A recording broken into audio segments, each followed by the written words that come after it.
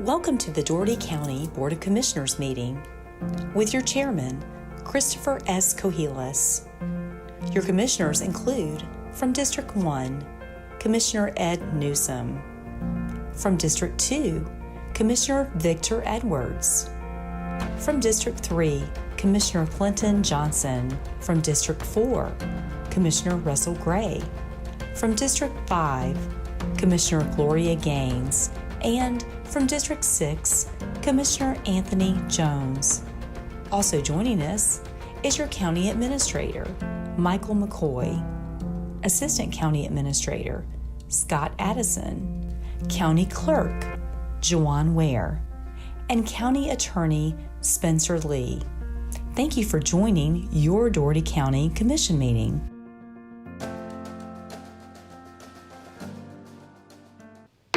All right, good morning, everyone. Good morning. Good morning. We'll go ahead and call to order the Dougherty County Commission regular meeting for May 17, 2021. Begin with the roll call. I note for the record that all commissioners are present in person. I would ask for everyone to stand for the prayer and then the pledge. Dear Heavenly Father, thank you for this time that we have to come together to do work for the citizens of Dougherty County. Thank you for the resources that you have provided us with. Thank you for leading us through very dark times. Thank you for the help that you have provided us with and for the growing health of our community. Please, Lord, continue to bless this commission and this community with your bountiful resources and wisdom to be able how to best distribute it. In Christ's name we pray. Amen. Amen. Pledge allegiance to the flag of the United States of America and to the republic for which it stands, one nation, under God, indivisible, with liberty and justice for all.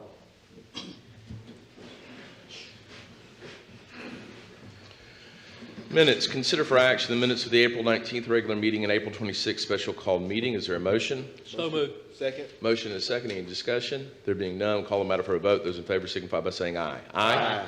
Any opposed? Motion carries unanimously. We'll now move on to delegations. This is where the commission will hear comments to those items pertaining to Dougherty County for which a public hearing has not been held or scheduled. We ask everyone to be brief, to the point, and considerate of time for others. I also note for the record that we have multiple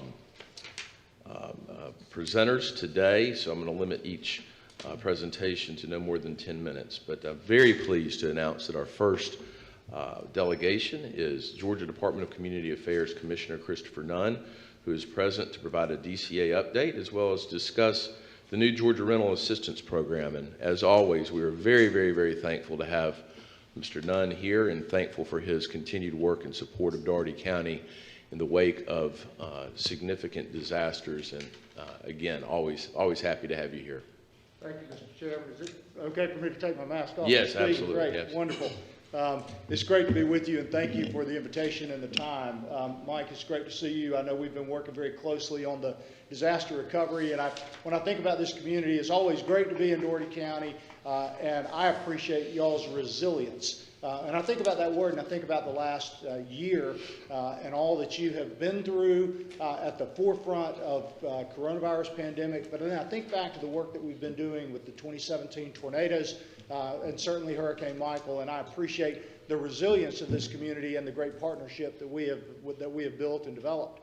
I think about the work that we have been doing as you work to build your community and to build a vibrant community focused on providing homes and jobs for those in need. And I'm delighted that we are able to partner with you. And I'm here today to talk about a few things, but I thought I'd give you a little bit of an update on the department's front. From an economic development standpoint, you may have noticed in the governor's budget this year, the governor included funding for both broadband as well as rural innovation, and we look forward to working with you and your teams as we roll those programs out. And I'm happy to talk more about any of the programs. I have one thing I want to share on the disaster recovery front, as I know that we've been doing a lot of great work on the disaster recovery housing redevelopment, and I have a planning grant here that I'm going to share with you at the end of my presentation. But the primary purpose of my being here today, Mr. Chair and members of the Commission, is to talk to you about a program that we believe is very important to your community. So during the work that we've been working on related to Hurricane Michael, I became aware, I know you were, that this community has one of the higher percentages of renter-occupied housing in the state.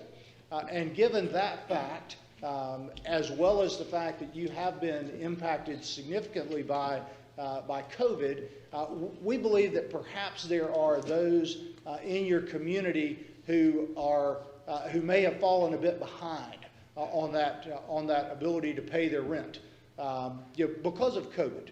Perhaps they didn't get that overtime that they were banking on, or perhaps their hours got cut, or perhaps they got the virus and weren't able to work.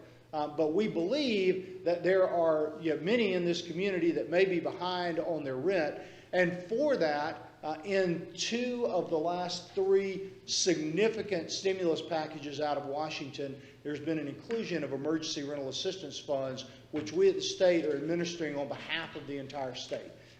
We have in excess of $550 million. Let me say that again, $550 million to provide emergency rental assistance to tenants and landlords who have fallen behind on their rent because of coronavirus. Now, to date, and while I wanted to come and speak to you as influencers and leaders in your community, to date, fewer than 2 dozen applicants have been completed from this neck of the woods. And I wanted to make you aware of this program and the resources that are available so that you and we can work together to better reach individuals in your community in need. Let me tell you a quick story to illustrate the point and the importance of this program. 2 weeks ago, I got an email from a woman, and I don't know her. I am told that she is widowed. I know for a fact from our correspondence that she spent a lifetime educating students in our school systems in the state. Because of the work that she was doing, she recognized the importance of having a stable home, a safe and affordable place to live in order to get a leg up. And so she and her, I believe, late husband invested much of their life savings in rental housing, 17 to be precise, in rural parts of the state where she had served. Over the course of the last 15 months, since March of last year, 15 of those 17 properties, those families who live in those places have not been able to pay their rent. Now, you can see the point.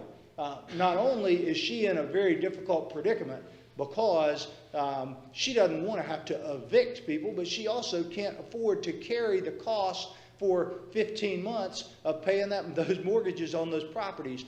And so she reached out for help, and we were able to plug her into the Georgia Rental Assistance Program, again, federally funded, which, as you see, helps not only those tenants that are in need, but also those landlords that provide such an important resource, an affordable and safe home for families across the state. So let me tell you what you can do, and I just want to make you aware because we will be more aggressively marketing this program in your community in the coming weeks and months. But if you have those in need, and I hear from legislators and other elected officials all the time, direct them to georgiarentalassistance.ga.gov. That's all spelled out, georgiarentalassistance.ga.gov. That site provides portal access for both tenants and landlords to apply and to initiate the process. Now, we also recognize that many in our communities may not have access to a computer to initiate that process, or may in fact, because these are federal funds, may in fact require some hand-holding to get through the process and to provide the proper documentation. There are 2 partners in your community, 90 Works and the Salvation Army, that have actively engaged with us to not only help to make people aware of this program, but also to provide that hands-on, on-the-ground assistance with getting the applications filled out. I wanted to make you aware of this program because, again, we do believe that there is a significant need across the state, and I believe, based on the data points I shared earlier, that there's a need right here in this community, and just wanted to make you aware of that. I'm happy to entertain any questions, and like I said, I did bring not a token of appreciation. This is a big check, guys, but a planning grant to assist with some disaster recovery efforts. And Mike, you know, y'all been working very closely with my team at DCA on this, and this is a check for $282,000 to assist with mapping and gathering the data on all of the parcels in the county for future infrastructure investment. So.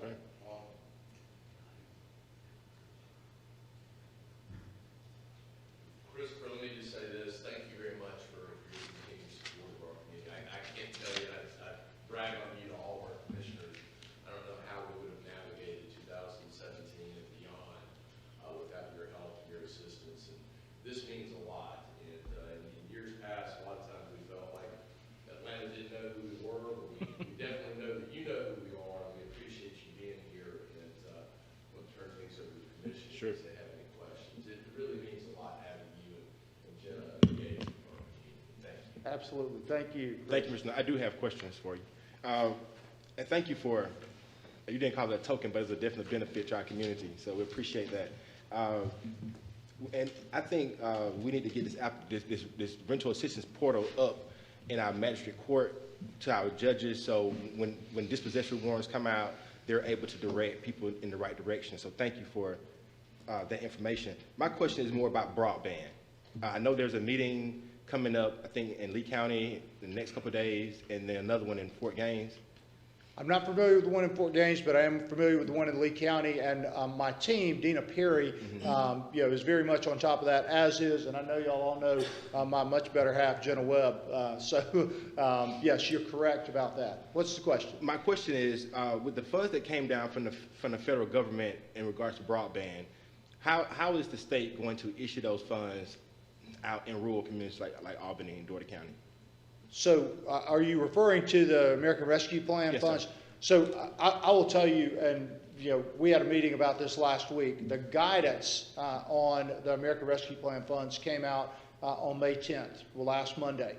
We have been working diligently to understand that there was actually some specific and I think very good but unanticipated guidance on the broadband front. So we're still unpacking that, and the governor's office hasn't directed us or shared with us the precise plans for that. I will tell you, just because you brought that up, one of the eligible, and this is why we were very attuned and looking forward to that guidance, one of the eligible uses for those rescue plan funds does include infrastructure investments such as water, sewer, and broadband.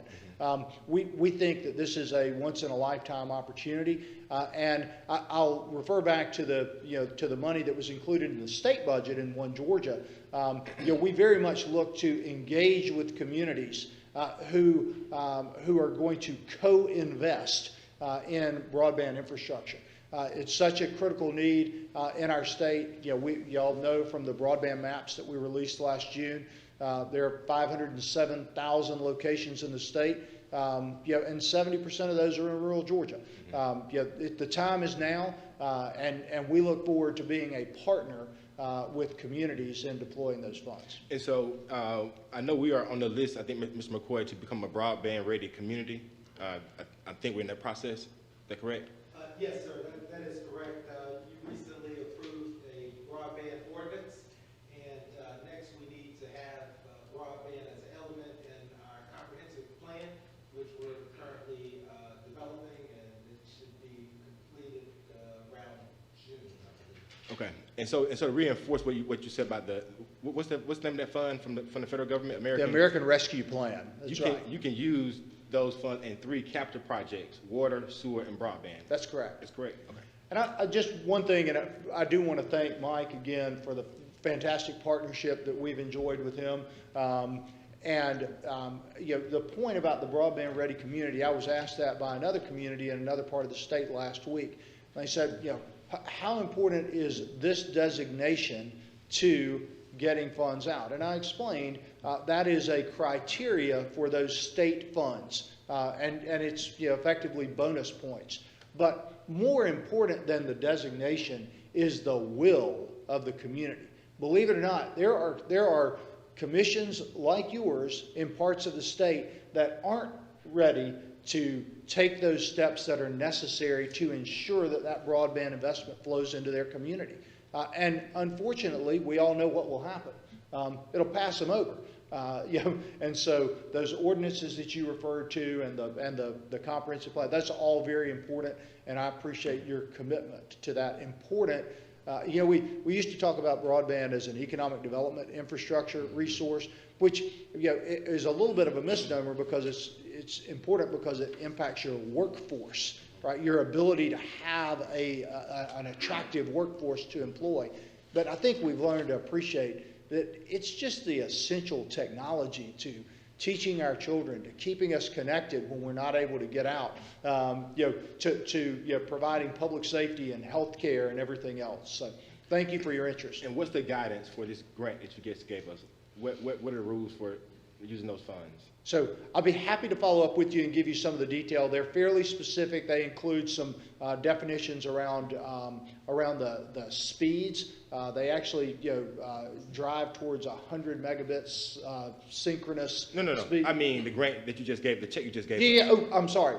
The check we just. Yes. So those funds are from the 2017 CDBG disaster recovery funding. Perfect. And that's a planning grant to help you, and the city also will receive funds to map all of the locations and parcels across the county and to gather some data that will be important to future infrastructure grants. Thank you, Mr. Nunn. That's very good. Commissioner Nunn, with respect to the $550 million that the state has gotten, it's been my experience sometimes when money flows down from Washington, there are requirements that sometimes prevent the money from ever being spent. Right. And I heard you earlier, you said we had like 2 applicants from this area. More than that, it was less than 2 dozen. So. 2 dozen, sorry. But still, when you're talking about a pot of money that's this big, and then you're talking about a region of the state where you have a number of renters that are as many as we have, that tends to, in my mind, lead me to the potential conclusion that perhaps it's hard to qualify. What are some of the impediments that you've seen to folks being able to qualify, and is there anything we can do as leaders in the community to better articulate what our folks need to do in order to access those funds? I appreciate the question, and I appreciate the sentiment. I mean, honestly, and I shared this with a group in Atlanta the other day.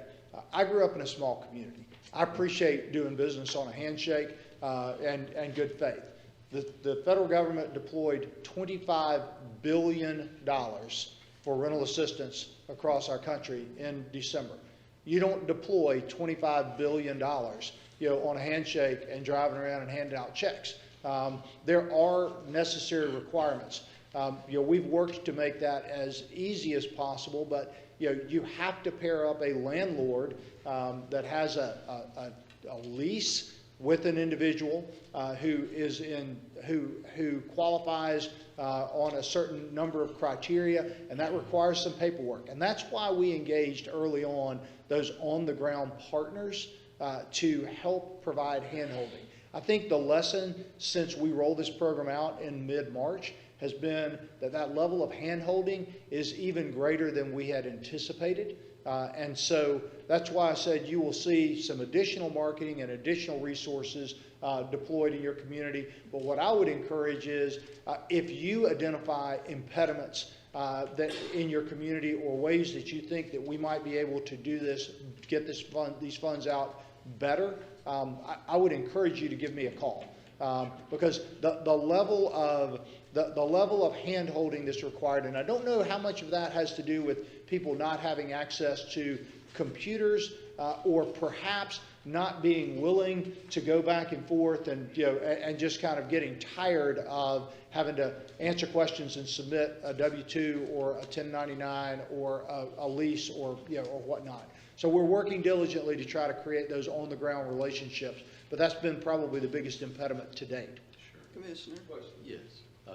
Commissioner Gaines and then Commissioner Jones. Thank you. Thanks for all of your assistance. It's much needed down here. And welcome to Albany. Who can access the funds? Is it only the owner? Is it only the renter and not the owner? No, so the funds will flow to the landlord, but they flow on behalf of an eligible tenant.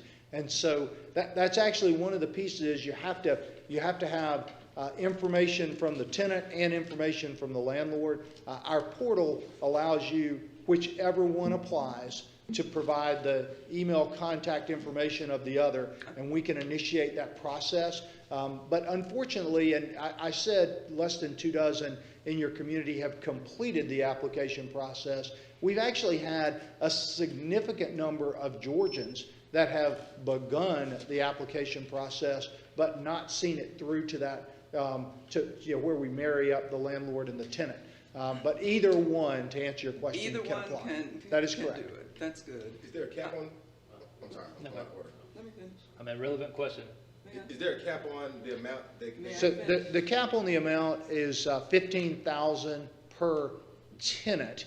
So landlords can apply in batch. Like, for example, Ms. Hayes that I told you the story about earlier, she could apply for all 15 of those at the same time, and as we matched up all of those applications, she would be eligible for 15 per. Commissioner Gaines. Thank you. If either one can apply, then it seems to me there shouldn't be that much of a problem if the owner can apply. They should be pretty aggressive with this sort of assistance. That was our belief coming out of the gate, Yes. Madam But it's not Commissioner. And so- happening that way. Right.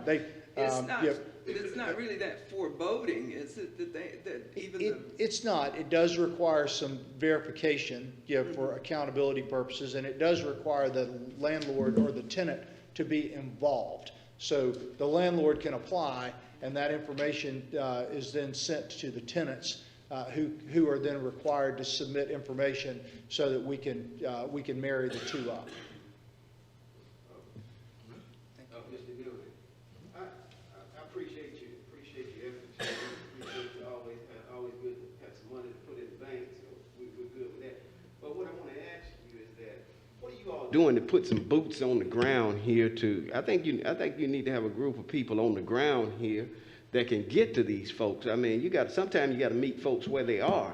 Right. And if we had a group of folk on the ground, maybe coming in here 2 or 3 times a week, and then we help you promote it and market this thing, maybe we can get a foothold with this stuff. I'm like the chairman. There's so many times that there's always a big pot of money coming down from the federal government.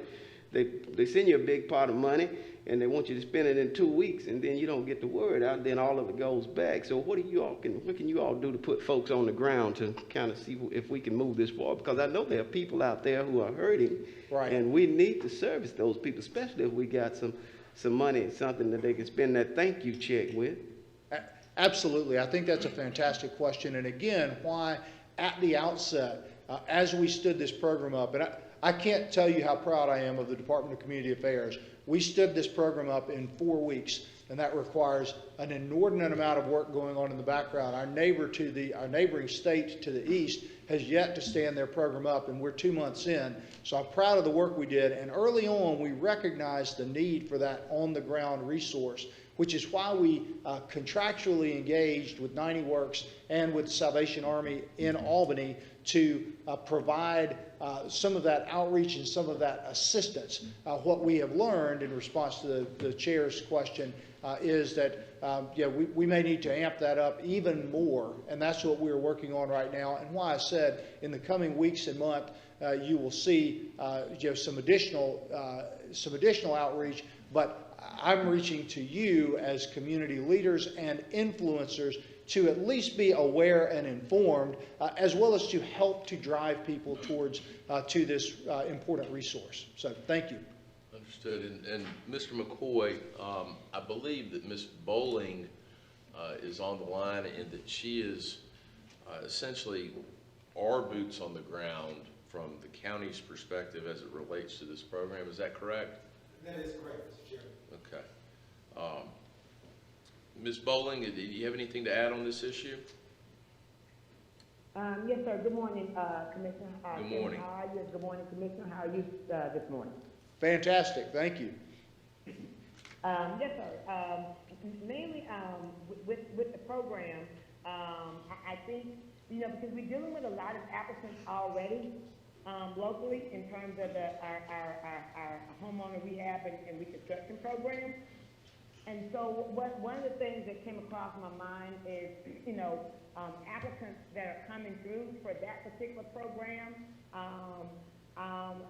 people tend to know one another in the community. I've learned working with this program, and we've had the opportunity to have others that come in, spread the word to other people, outside in the community. Word of mouth has done a great job with us. And so that one of the options is, with individuals coming in to our program that we're already running, maybe we can work with the state to also, help push the rental program as well. I've noticed that a big problem in the community is access. So individuals will have their cell phones, and they have internet capabilities on their cell phones, but and some have computers. But I've noticed that through my other programs, a lot of our folks don't always understand how to go on there and maneuver, to get access or to upload documents to put in. So, for me, if we have something there locally where they can come in and get assistance and get help with uploading the documentation and applying, would be really, really beneficial. Because I do know for a fact, just off of the last, year, working with my housing program, a lot of people don't have access to get to the computers or be able the skill set to know how to upload documents that they have to present, copies of their lease and things of that nature that they would have to put in the portal. Same as with landlords. We have a lot of older landlords in the community that I know called and wanted to know, we had, assistance for rental properties, in regards to our homeowner rehab program. And so, and at that time, I had to advise them, that we did not. But a lot of them were older individuals, that was, even though they have rental property, they're not used to going in the, computers and having to upload documents and things of that nature.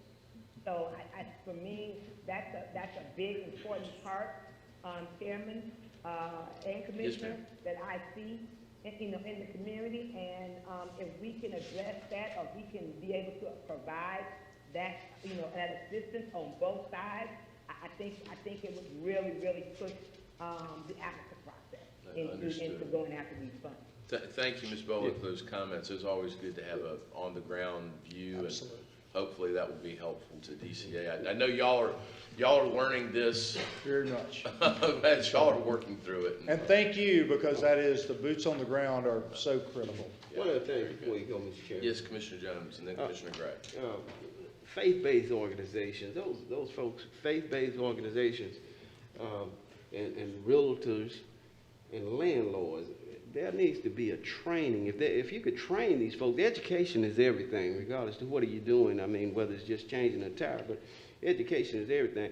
If we could have some trainings where, I guess Ms. Collier Bowie or somebody need to set up some trainings to kind of educate these folks on how to navigate the web and all the roadblocks that they're hitting. They need to be trained in those areas, because once those folks are educated, then they can teach other folks, you know, That's and right. then you can go ahead and move this thing forward and make it work for us. But I think training is going to be, and education is going to be the key here. So I hope that some way you'll include that into what you're doing here.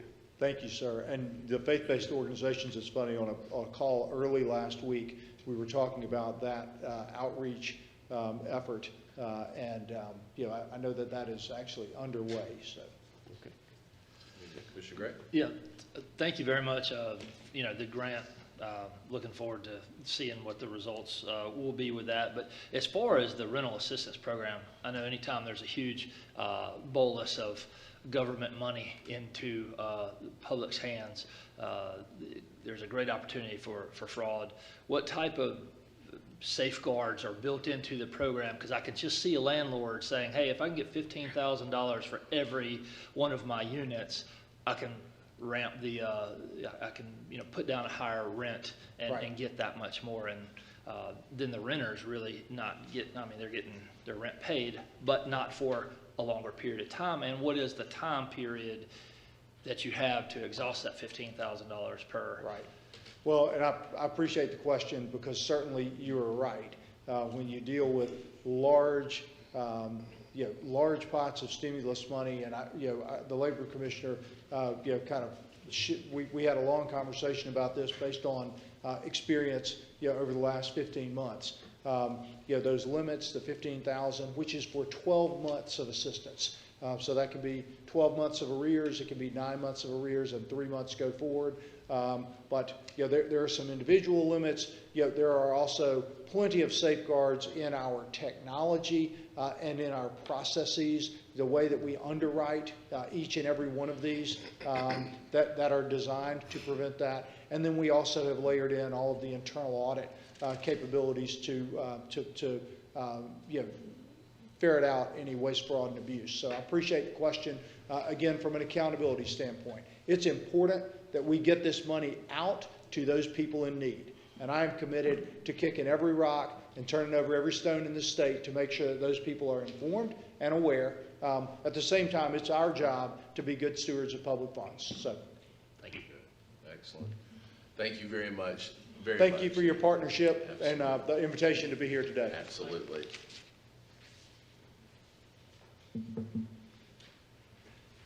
All right.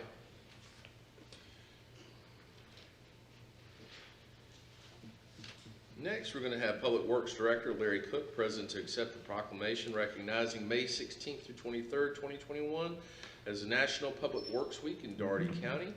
And Laborer Cindy Willis, Employee of the Year, and Administrative Supervisor Benita Dyes, Manager of the Year, are also present. Good morning. Good morning.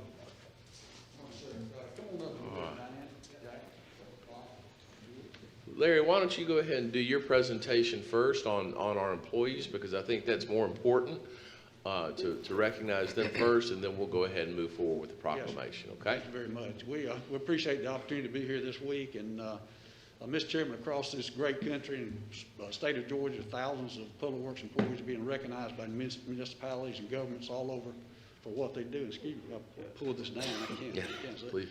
But we just want to thank you on an annual basis. I know for the 29 years I've been here, y'all recognize these employees and the things they do, sometimes unrecognized, unselfishly working at different times. Sure. And, just to reemphasize that these are first responders also, not just by my designation, but by federal designation. And sometimes that's overseen, and they're the first ones out there doing the things that allow others to get to do the very important things they do.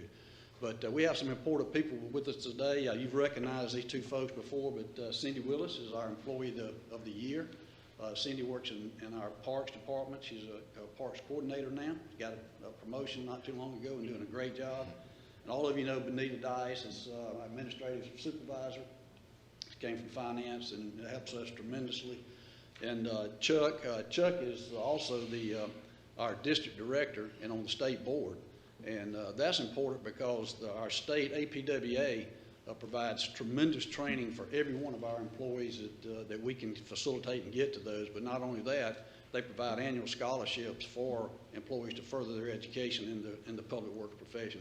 So we're proud of our affiliation with Public Works and the work that Chuck's doing with that.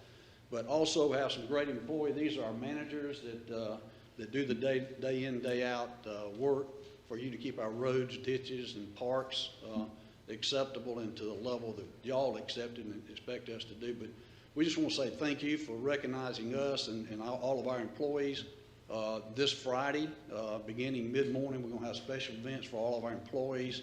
At our facility, there'll be a lunch served that's sponsored by some community people that stepped up and wanted to do that for us. We invite you out there if you want to come by. Absolutely. During the morning, and then we'll end up probably 1 or 2 o'clock or 4 o'clock or 5 o'clock, whenever the party stops, we'll finish. But we just wanted to say thank you for for what you do in supporting public works.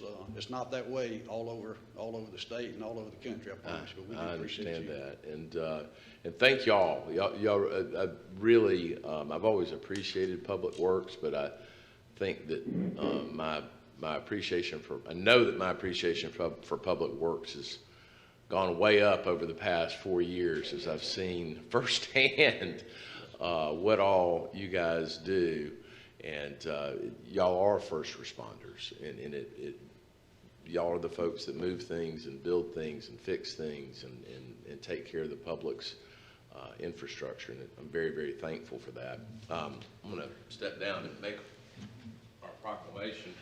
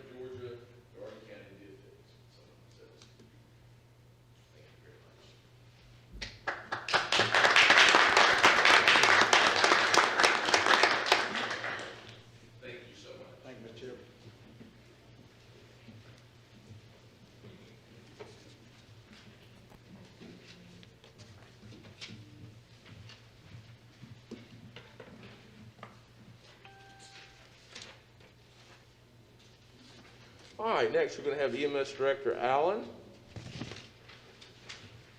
to accept the proclamation recognized in May 16th through 23rd, 2021 as EMS Week in Dougherty County, and to recognize the entire staff of Dougherty County EMS for an outstanding job done in providing the highest level of medical care during the COVID-19 pandemic. All EMS staff will be receiving a special recognition from the department for the medical care given above and beyond during this time. EMS Director Allen, why don't you go ahead and proceed, and then I'll present the proclamation. Thank you, Mr. Chairman. Thank you, Commissioners, Mr. McCoy. It's been a unusual year. It's nothing that we've ever seen before.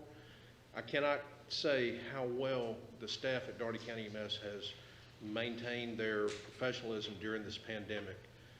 We've had over 900 confirmed COVID-19 patients that we've transported. Never once did they back down. They moved forward, positive attitude, and it's just an amazing staff to watch. So we would like to thank you, commissioners, county administration, for your support in helping us take care of the citizens of the community. Thank you. Absolutely, and thank you, and on behalf of the commission, I just say you guys have gone above and beyond, and to watch what y'all had to do, and getting folks in those months, March, April, May, and beyond, and them having to get into those suits just to go in and treat people, and every single day, especially when we didn't know much about the virus, and that's really hard to call upon people to go and face death every single day, and very thankful for y'all's work and dedication, and also for working so hard to keep your own folks safe. I think that's important to acknowledge as well, because I don't think we had many folks that got sick, and we had some. Yes, sir. But I'm thankful for that as well. So. Amen. Yes. Thank you.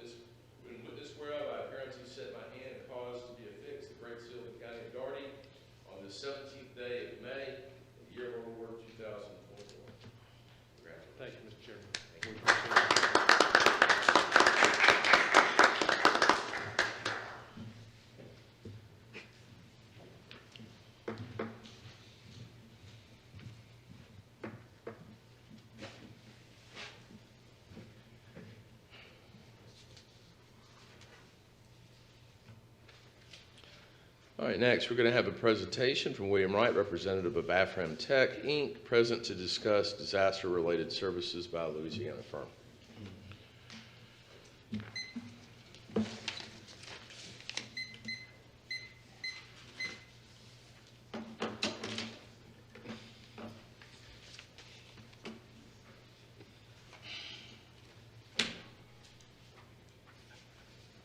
Your Honors, good morning. Good morning. Morning. Morning. Our guest has not shown up, so I am upside down on a pickle. I'm not sure why she did not show up, but it was about the disaster-related services and the company. I think the young lady we heard earlier, Ms. Bolingbroke or something like that. And the long and short of it is simply this: we're going to have to stop hiring people from New York and New Mexico who do not have a clue and do not understand the 1964 Civil Rights Act. The Civil Rights Act of 1964 has 11 titles, and it deals with everything in American life. It restructured American life, and Dougherty County is violating some of those rules. And the people who got this contract that we asked for on September 26th violating the rules, and Ms. Clark did not show up. So I have not finished my taxes, so if you Excuse me, I'm going to go and do that and see if I can find Ms. Clark, but I want to point out a couple of things to you. The 1964 Civil Rights Act has a title in it called Title VI, and then Title 42 of the United States Code Section 2000E, and Executive Order 12-898 requires everyone who comes in contact with this money, everyone from the direct recipient, the Dougherty County, the City of Albany, down to Ms. Bolingbroke and every subcontractor she hires, have to follow the law. Everyone. And that is simply not happening. Now, we're going to provide ombudsman service to deal with this rental assistance program as we've done with the Paycheck Protection Program, because it is a joke to bring someone here from New York and New Mexico and think they're going to be akin to know what needs to be done, know where to look. Now, look on page 3, lines 1 through 7, and it will point out what some of the issues are. We asked for a copy of this contract back on September 26, 2020. Line 1 through 7 tells you, that's what Mr. Dunn and others tell you, if someone make a request, you have to honor that within 3 days, 72 hours. We never got a copy. We had to call D.C. to get a copy of the contract that HUD gave to DCA, and DCA administered to Dougherty County, 23 pages. But in there, it detailed that Mr. McCoy and the chairman have to agree that they got to follow the 1964 Civil Rights Act. Commissioner, the 1964 Civil Rights Act is parallel to the 14th and 15th Amendment to the 1965 Voting Rights Act. It affects everything in American life. The chairman and Mr. McCoy has to sign, and then it is enforceable against them if they violate it willingly or unintentionally. Look at page 1 through 7 on page 3, line 1 through 7. It points out, now we asked this information on September 26. Had to call Washington, D.C. to get a copy of the contract. Now, as I said, I haven't finished my taxes, so I'm going to go and do that. I ask you, let me be excused, and Ms. Clark show up next week, then we'll bring it. But you have the documentation, you have what the issues are, so I'm not going to waste my time and yours, but we're going to point out some specific things that Dougherty County is doing, the Dougherty County school system is doing, and the City of Albany is doing, and violate unintentionally and in many cases willingly the 1964 Civil Rights Act. It affects everything, everything in American life and culture. So with that, look on page 3, lines 1 through 7. It makes it clear that you have to disclose this information to the public. Look at it. This is not something William put in there. This is what Mr. Nunn and other people put in there. You should have known that before you even signed the contract. So, please excuse me. I'm going to do my taxes because I know none of you are going to help me pay it. Thank you. Thank you very much. Have a good one. All right. Any other delegations that not previously signed up that wish to be heard at this time? Yes, Mr. Chairman. I'd like to recognize Mr. Art from our South Dougherty Voters League. All right. Very good. You can come down. What was the gentleman's name? Art Brown. Mr. Art Brown. Nice to meet you, Mr. Brown. He's Thank you for being one here. of our constituents that lives out in District 2, and myself as well as Commissioner Gaines, we are always attending their community meeting, and you know, invited him this morning to share his concerns with the full board, just not me and Commissioner Gaines. Good morning. Good How are you morning, doing? Commissioners. My concern here is representing the South Dougherty Community League. And out there's several subdivisions, part of this organization. And the main problem that we have right now is speeding on Lily Pond and Martin Luther King roads. That's a major problem. In the last 15 months, there have been 3 major accidents out there. Yes, sir. And I'm sure you're aware of those accidents. We have 2 schools out there. And it is just dangerous just to go to your mailbox 3 times a day because of that. And we're asking that this commission install speed bumps and possibly cameras to slow these people down. And the second thing that we're concerned about, and I'm not against people making a living, but there are some truckers using their lots as terminals. 18-wheelers. And we know that's against the code. So we're asking that you have the code enforcer to enforce the law. We just don't want to see people parking 18-wheelers out there on their lots. Understood. Understood. So if you act on those two things, I'm sure South Dougherty will be better off in maintaining their property and their values. Understood. Let's address those two issues real quickly. Mr. McCoy, I know that we were contemplating at an administrative level a week or so ago, looking into obtaining one of those traffic devices that, the ones where it tells you how fast you're going and it you know what I'm talking about, Mr. Yes, sir. McCoy? We'll be bringing that to you at the next work session. Okay. That is a response to a request that we received from Commissioner Edwards relative to the last meeting held by Mr. Brown's group. We did look into the speed bumps that were requested.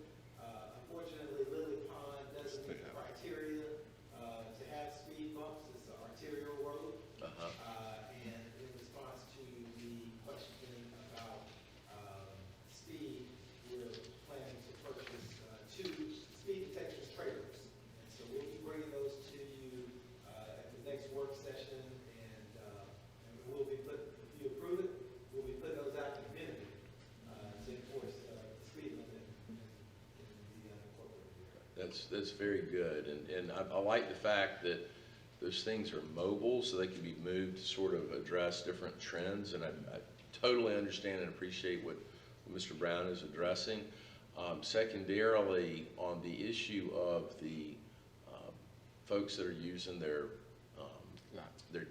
yards or lots as terminals, can we personally make a call to code enforcement and circle up with Mr. Brown following this so that we can get the addresses of those places so that we can make sure code enforcement pays particular attention to those areas? Yes. And I guess, you finished, Mr. Chairman? Yes. Just to explain to you, one thing, I guess, Mr. McCoy, explain to him on the, the criteria with the speed bumps. I think, whether it has something to do with the speed that we already have on this, I don't know, we can change that, but go ahead. Yes, sir. It's an arterial road, and the speed limit is 45 miles an hour. And it doesn't meet the criteria for our ordinance to install speed bumps. It has to be, if it was at 35 miles per hour or 30, you can do it. It's still an arterial. Yeah. Right. Well, because of where it sits. There's a hierarchy of roads that Yeah. I think the state and how they classify roads that determines the speed. So I don't know that we can arbitrarily take the speed down on an arterial road. Oh, no, I wasn't saying that. I was just giving a metaphor. But again, like you're saying, I appreciate your comment. And like we said at the meeting, you're always welcome. I like it to come and explain to the full commission, and then you get it done. See, when we left, it was already done. Question, please, if, Mr. Chair, if Yes, anyone please. knows the answer to it. I'm curious whether or not those, I'm not sure what you're calling those signs that clock the speed. What did you call them, Mr. McCoy? Speed detection trailer. Trailer? Yes. Do we have any information or intelligence on how effective they are? Yes, ma'am. We have been in contact with the city of Albany. They purchased 3, and they're using them in the city. And the chief of police has been in touch with them and have received information that they've been very effective in the city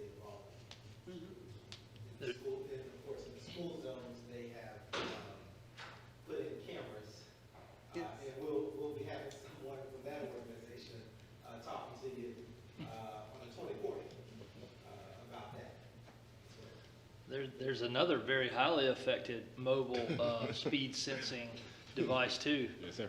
It sits on the dash of a county Mountie. police car. Pretty Yes. effective. I was thinking the exact same thing. Yeah, they pollute, I'm sorry.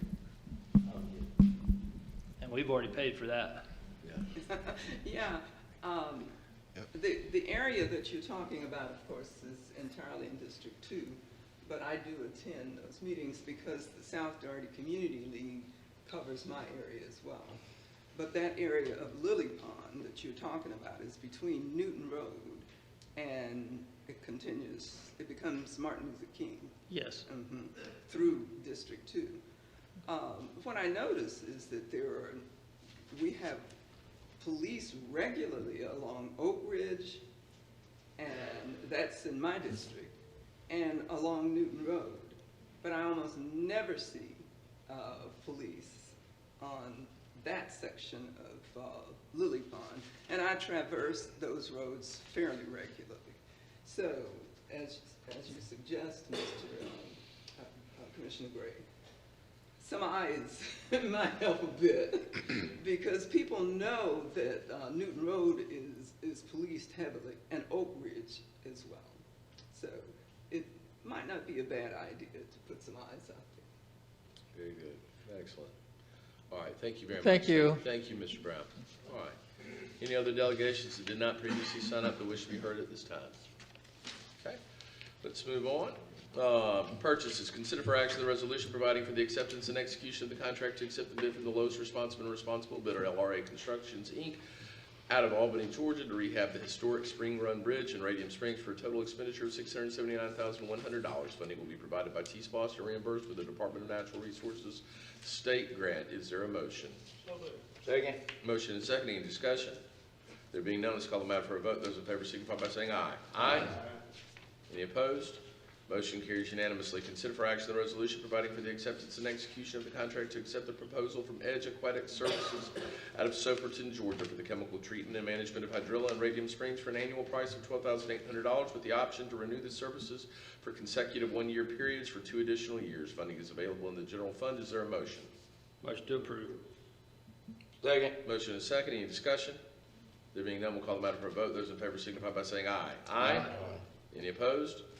Motion carries unanimously. Consider for action the purchase of a 6-inch compressor-assisted trailer-mounted pump for Public Works from the Sourcewell contract holder Thompson Pump out of Port Orange, Florida, in the amount of $39,779. The equipment will be used during flooding events. Funding is budgeted in SPOS 6. Is there a motion? Motion to approve, Mr. Chairman. Second. Motion and a second. Any discussion? There being none, we'll call the matter for a vote. Those in favor signify by saying aye. Aye. Aye. Any opposed?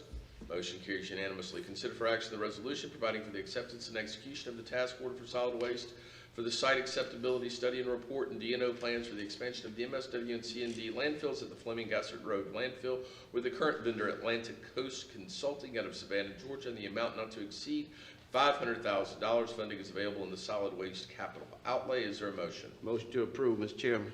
Second. Motion and a second. Any discussion? There being none, we'll call the matter for a vote. Those in favor signify by saying aye. Aye.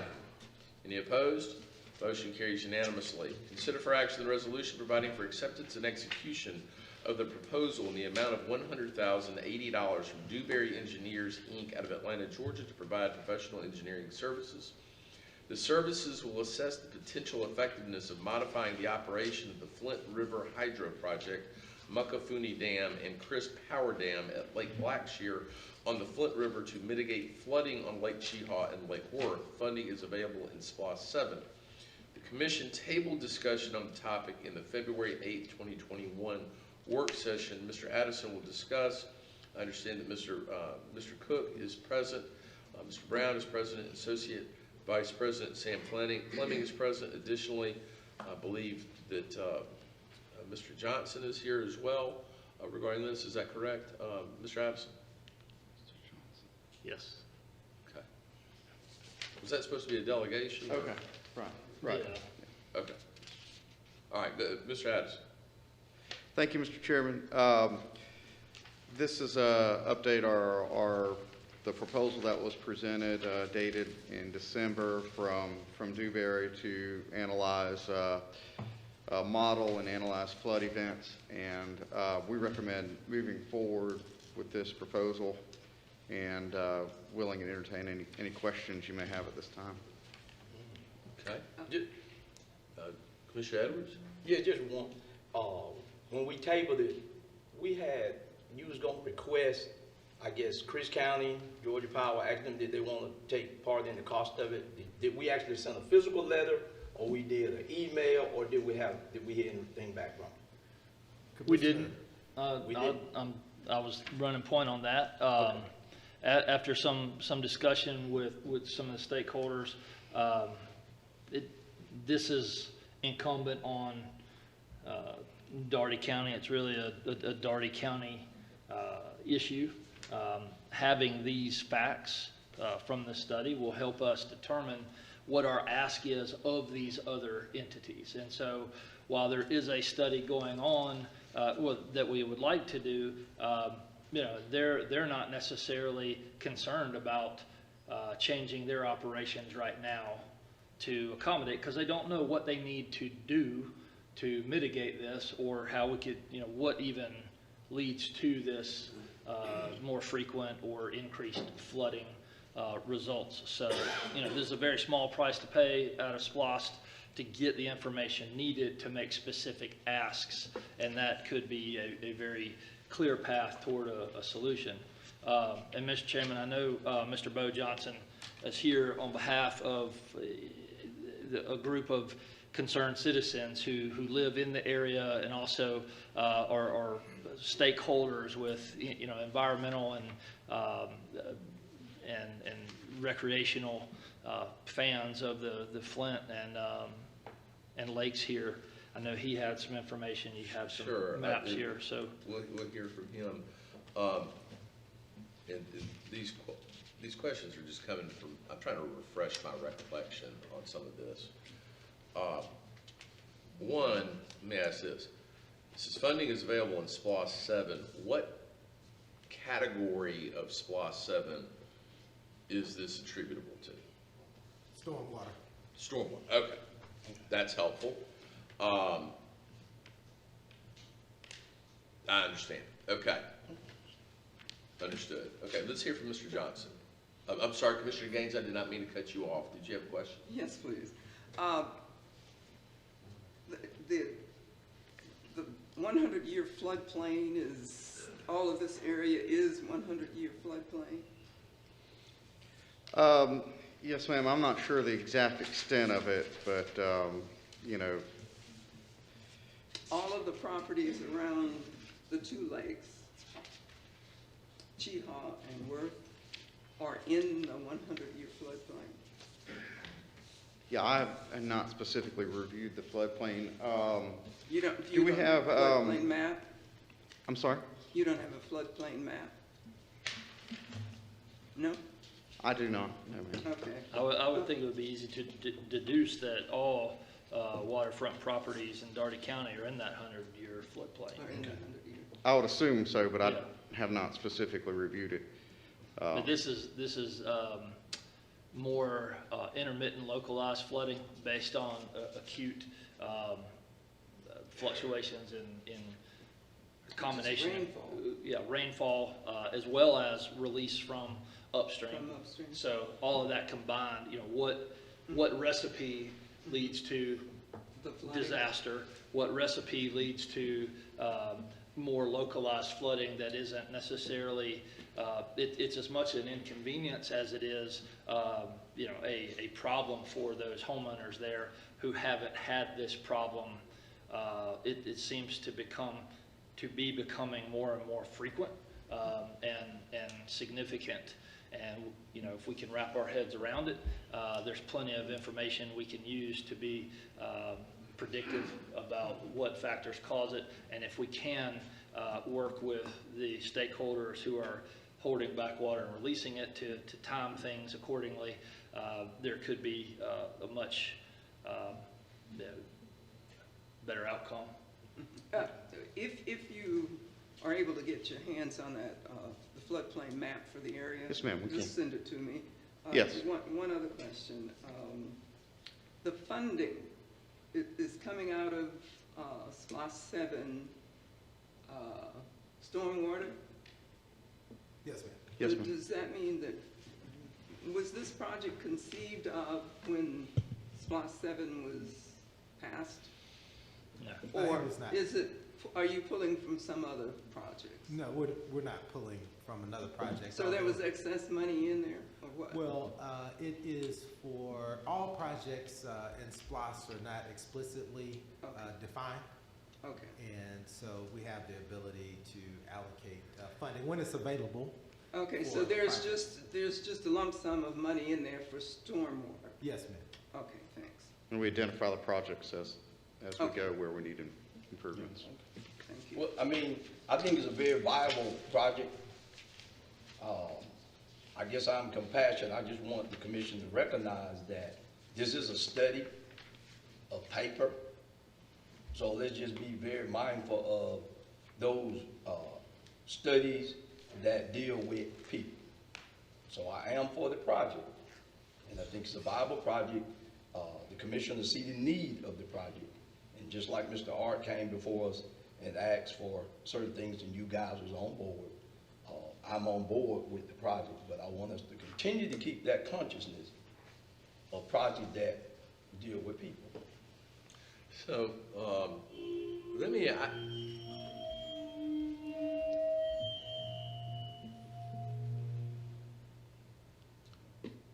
have this question.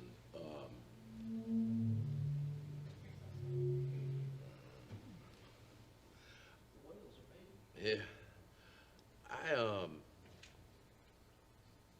I know we talked about this, and you can't make this up.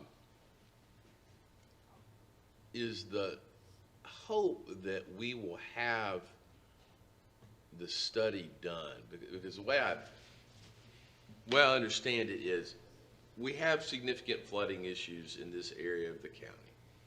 I get that. I understand it. I also understand that it's gotten worse. It's also tied to certain decisions that are made in other jurisdictions. We're about to spend, and I totally understand, and I surmise that Mr. Johnson is here to tell me how bad the flooding is out in those areas, and they're supportive of this. Well, let me hear from Mr. Johnson first before I ask he may answer my question. Good morning. Thank you, Mr. Chairman. Thank you, commissioners. I appreciate your service and your sacrifice of your time to serve our community.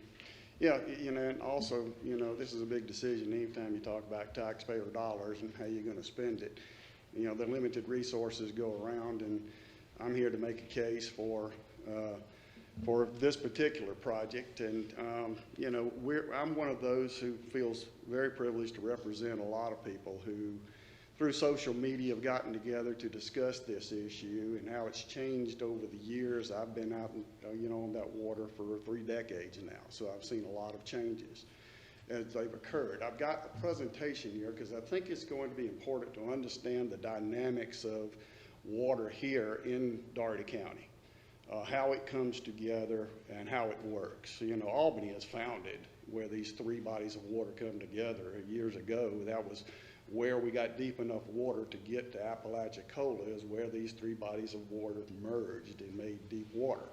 But if you look at your map there, you've got the Flint River to the east with Lake Blackshear to our north. In the middle there, you've got the Muckalee, which comes directly from the north, and then you have the Kinchafoonee Creek that comes in from the west. The Muckalee and Kinchafoonee watersheds start in Marion County around Buena Vista.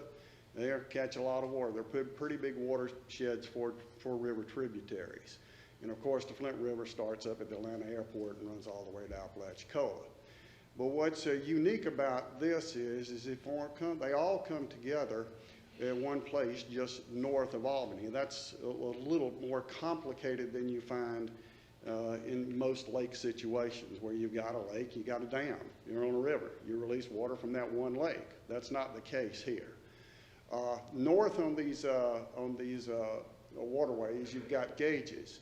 Mucklee's got one on the 195 bridge, the Leslie Highway. The Kinchafoonee has one at Pinewood Road in Lee County.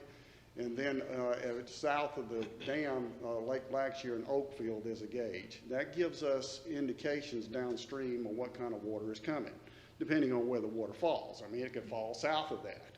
It could fall well north of that. So you get a pulse going when you live on the water. You know where the water's falling, how quick it's going to come. The National Weather Service does a remarkable job with USGS in getting the information out to us so we can pretty well predict when we're on the streams of what's going on. This is a closer look of the waterways here in Albany. You'll notice the word Muckafoonee up there. There at Lake Worth, I call it Lake Chehaw, right there at Chehaw Park. You've got the Muckalee Creek and the Kinchafoonee Creek that come together to form the Muckafoonee Creek. The natural creek bed there is at the Muckafoonee Spillway, and if you look just north of Liberty Expressway there, you'll see a body of water that comes into the Flint River south of the dam. That's the natural creek bed. It's been sort of diverted now, so it comes where you see Muckafoonee Creek there, and that's where a lot of boats go through to traverse between Lake Worth and the Flint River. This is a satellite image. It's kind of an interesting satellite image too, because you can see the dark water coming out of the Lake Worth area into the Flint River in this particular case. And I wish I had a pointer, but the Muckafoonee Spillway Dam is not pumping in water, so this must be during a dry period. And you can see one gate open at the Flint River Dam. And you can see the water flowing through, the dark water, into the lake there from the Muckafoonee. So this is sort of the lay of the land, if you will. This is the dam at Lake Blackshear. Again, this is what we call a run-of-the-river dam, which basically means these dams operate under a license to respond to what the river is doing. They can operate within a certain range. Up at Crisp County, you've got a power company up there that's owned by the county. They're not associated with Georgia Power. Their responsibility is to the taxpayers of Crisp County, as it should be. You know, they're looking after the lakefront property up there on Lake Blackshear and people upriver. So when they sense a threat coming down with water, what they do is they'll inform Georgia Power to the south. They'll inform our dam that they're releasing water. It typically takes about 18 hours for the water to reach Albany from the dam up on Lake Blackshear from Crisp Power. Georgia Power operates. This is a closer picture of our situation here, right there where you see the Georgia Power Road. That is the earthen dike that protects the city of Albany along with the dam system. You've got the powerhouse there at the Flint River Dam. And then to the top left corner there, you've got the Muckafoonee Dam along with the Muckafoonee Spillway. And you can see a very narrow opening there that connects the two creeks, the Muckafoonee, Muckafoonee and the Kinchafoonee, to the Flint River. So that's the lay of the land. That's complicated. And it sort of complicates our situation when you get all three of these bodies of water that are crested. I tell people that if the crest on the Flint is occurring at the same time as the crest on the two creeks, we're going to have problems. Sometimes that's avoidable. And I think that's the point, because, you know, if there were better, what the Crisp Power people do is they respond to what the river's doing, as do the Georgia Power people. They don't respond to what the two creeks are doing. And these two creeks can carry a lot of water, as we found out in 1994, because most of the rain fell in the watersheds, you know, that came through us. I'd say the bulk of the water came down these creeks and joined into the Flint River. But Crisp Power is going to release as they see fit, and they know it's not going to cause problems for Albany because they're giving them heads up, and Albany can start to release the water. But if that water is at high, at the same time that the creeks are coming in, that restricts the ability for the two creeks to get water into the Flint River. and it tends to back up. Now, there'll be a lot of other contributing factors, which I'm going to go over in just a second. But you can see the complicated, I'm not an engineer. You know, I can't tell you why it does what it is. I can just tell you that over the years, this problem has gotten worse and worse. This is a picture of the Muckafooney Spillway, the long set of buoys there. For those that are familiar with the water, that's the spillway that catches water if it gets too high. There used to be a powerhouse here years ago that was decommissioned where the dam is now. They don't generate power anymore, but they do have floodgates there to control the water on the Muckafooney, the two creeks combined. All right. Now, this is a picture of the properties that are affected the most. By the way, all of this is well in Dougherty County. I haven't mentioned that, but none of this is in Lee. Every bit of it is in Dougherty County. There's Lovers Lane Road. All the properties off Lovers Lane Road. There's Marsh Landing. I talked to Pace Burt yesterday about this. He was threatened 2 years ago, almost had water in the apartments, and we couldn't figure out why, because we didn't have a gauge reading that indicated there would be any threat, but it came awfully close to getting into those apartments. Of course, as you know, when all of these people, to answer your question, yes, this is in a flood plain. Now, which flood plain, which zone, I can't tell you. That would vary from property to property. And everybody that lives here accepts the fact that we know we live on the water, you know, and it does flood. What we're looking at, though, are more frequent events that didn't used to occur, especially on this part that we're looking at in this picture. This has gotten to be a bit of a problem. And that's where we really need the engineering help. We got lucky here. If you look at this, this is a picture from the GIS website that shows when they drain the water, which they do every 3 years now. Used to be every 2 years, which is something I want to touch on in just a minute. This shows the water's been drained. So you can see that the river is low. You can see the natural channels, creek channels, and river channel for each of these streams. This is a closer look right here. Now, if you look to the far left, you see all that white.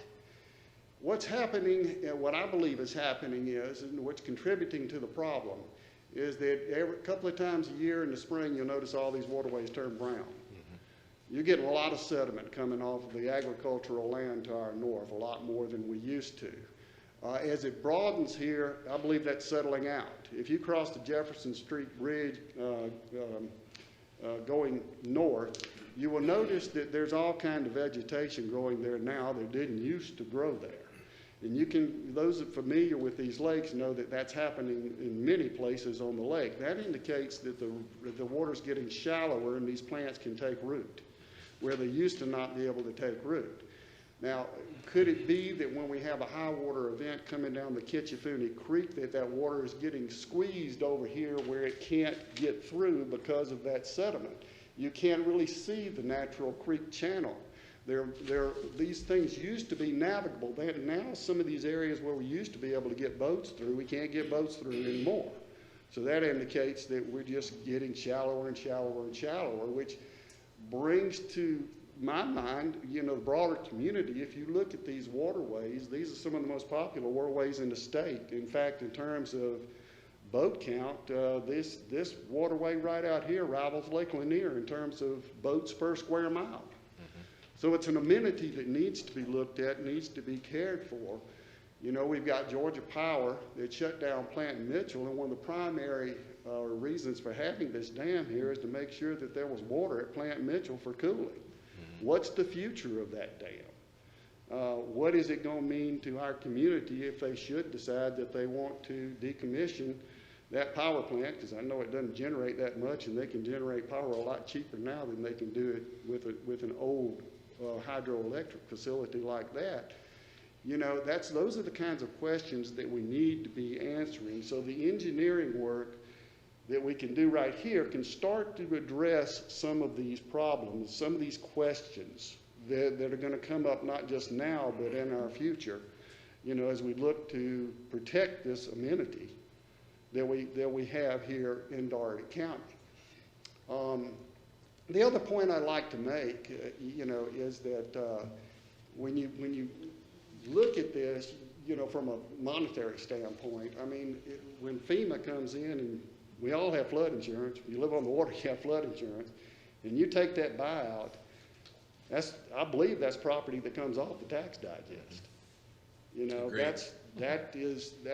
It turns into green space, you can't use it, I mean, it's pretty, but it has a financial impact. I would just hate to see that happen needlessly if there are things that we can do to prevent it. For instance, maybe dredging this channel is something that needs to be done in order to facilitate getting that water out of here. But the more important thing is, if we go to Crisp County Power, with an ask, we need data to say, here's the problem. That was my question. I think you've answered my question. Let me just look around here. Do we have consensus to support this project? Yes. Okay, all right, let's go ahead. But I do have my Yes. concerns about the project. Yes. I mean, Mr. Johnson, you made a very, very good presentation. My concern is, have we done the other things like you mentioned? Have we dredged this channel out first? Have we tried to do those things through Public Works first? Well, yeah, this is a Georgia Power Company lake, so they have domain over the decision-making process with the lake, as far as I know. So have we not only that, asked- but you've got, from my understanding is you've also got all kinds of state agencies that are involved in this. For instance, the DNR, the fish may be spawning. What kind of environmental impact is dredging going to have? So all of that has to be worked out with all the agencies that are involved. And I'll just say this, it's complicated, because we tried to get the answers to these questions before. When I say they've got to operate within that license, it used to be 5 different agencies had to sign off before they could lower the water to protect properties. I think that FEMA's gotten more involved in that process now. But, Mr. Chair, my question is more for staff. Yes, I understand. Okay. Yeah. All right, Commissioner Johnson, Mr. Addison, can you address Commissioner Johnson's question? Yes, sir. Thank you, Mr. Johnson. thank you. Yeah, I'm gonna let Commissioner Johnson finish his, and then I'm gonna turn to Commissioner Gaines, and then I'm gonna ask the question I've been waiting to ask. Okay. All right. But have we actually tried any other work in this process other than this study? Did we bid it out for other people to bid on the project? How do we determine to go with Dougherty and Associates? I mean, how do We get identified experts in the field, reached out to engineering firm. What this will do is actually take 3 major flood events, and it'll model the flows from those events and create a model based off of those, so we can look at the different operations of the dams and figure out if altering the schedules or anything, operations of those dams would simply alleviate some of the problems in the future. Okay, I'm gonna go behind Commissioner. Because we don't control, the waterways or any of that stuff. So Sure. We reached out to Crisp Power and Georgia Power and let them review this proposal, and they have used this firm before for work, and made sure that they would consider this if we did the work. And it also looks downstream. Gotcha. I'm gonna go behind Commissioner Edwards and bring this point up. I support the project, but I need staff to be just as constructive, creative when it comes to funding other projects down the road. That's my only thought on that. I'm done. All right, so let me ask this.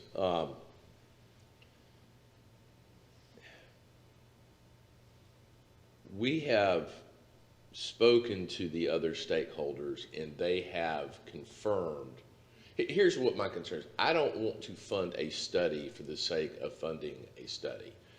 And they go, oh, hey, great study, but we don't care. And so what I'm hearing is that there are 2 components of value. One, there's value in terms of what we will learn about the whole flooding process in that area. And I hear that the flooding has been more frequent than it has been in the past. I think Mr. Johnson also appropriately acknowledged, folks also know that they live on the water. Flooding is a risk that you get when you we've been on the water, but I also am very sensitive to the fact that it's been happening more often than in the past. I would assume that engineering would allow us to evaluate, A, is there something we can do with these other folks that are north of us, or are there things that we can do here locally? That's where I'm hearing the value is.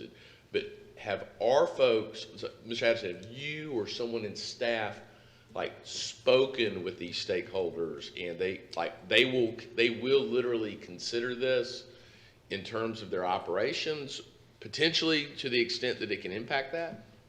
County engineer has reached out to both, and both entities have reviewed this proposal at the request of the commission.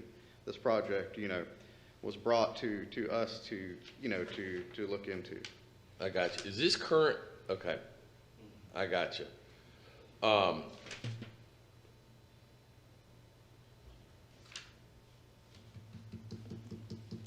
mean, I think because can we? Are the engineers here? I'm sorry? Are the engineers here? We have Sam Fleming online. He should be online. Okay. I've got to. Yes, I'm on the phone. All right. Honestly, I'll be honest with you. This is on for a regular meeting, and I know that we continue this discussion. I would honestly like a little bit more time to think about this. Is there any? I'm supportive. I just want to hear more information. And I'm also about to have to turn over the gavel here in about 3 minutes because I've got somewhere I have another engagement. Before you go then, let's go ahead and do the hard piece. It's on the agenda to vote. Let's vote and quit kicking the can. No, that's not how I'm going to proceed at this point. How I'd like to proceed is if I can have consensus amongst the commission on, and this is an expenditure of $100,000 that's not currently budgeted. We did not have the opportunity at a work session to reevaluate this proposal. What I'd like to do at this time is call to continue this discussion and bring this back up at the next work session for us to receive more information and a more robust presentation also from the engineers specifically. I want to sit and eyeball the engineers and understand before I sign off on paying $100,000 that we will actually, and I totally understand everything, Mr. John. I want to make sure that I can deliver the value with this purchase that Mr. Johnson and his fellow neighbors are looking for. I don't want to, and I'm not saying, and I can appreciate that staff has vetted this. I want to vet this with the engineers. So is there a motion to continue this to the next work session? Motion to continue. Is there a second? Second. Motion and second. Any discussion? Being no, call the matter for a vote. Those in favor signify by saying aye. Aye. Any opposed? One vote no. Any opposed? One no? Okay. All right. Motion carries. Say again?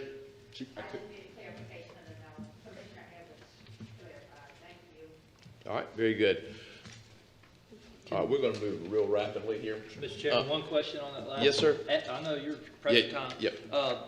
Can you get to Mr. McCoy some of your specific asks so that this very talented and knowledgeable resource pool of citizens that are out there can bring some of this information to you? From Yes, I will. I will. And I want to hear directly. I really want to hear from the engineers, and I want to hear from their perspective that they see value that can be communicated to these other entities. I don't want to spend $100,000 just because we got a bunch of money that is loaded up in stormwater, which we know that we set aside a bunch of money within SPLOST for stormwater management.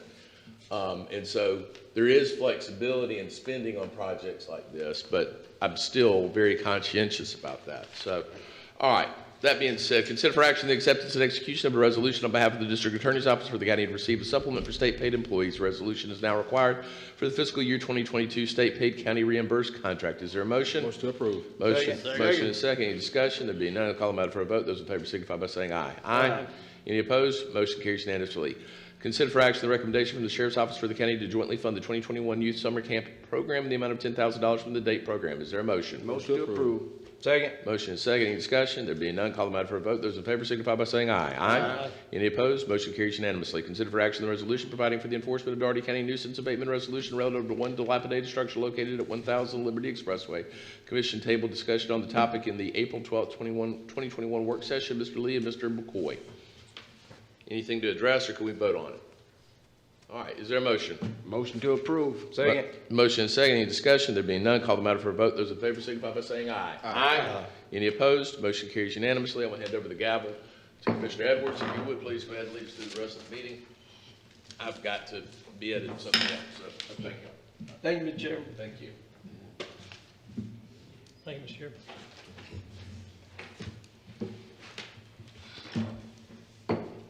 Call the meeting, anything from the county administrator? Nothing further, Mr. Chairman. Thank you. County attorney? Nothing, Mr. Chairman. Thank you. Okay. I'm gonna go to my right, starting with Commissioner Newsom. Not a thing. Commissioner Johnson? Nothing further, sir. Commissioner Gray? One thing, Mr. Chairman, Mr. McCoy, seeing as the CDC guidelines have now changed regarding mask and social distancing policies, would it be prudent to revisit our county policies around mask and our containers within the commission and the government buildings? Yes, sir. Okay, thank you. Anything else, Commissioner Russell? That's it. Commissioner Gaines? Exactly my question, Commissioner. That's it, thank you. Okay. Commissioner Jones? Nothing, Mr. Chairman. Thank you for asking, sir. All right, I have nothing myself. This meeting is adjourned. Appreciate everybody for attending.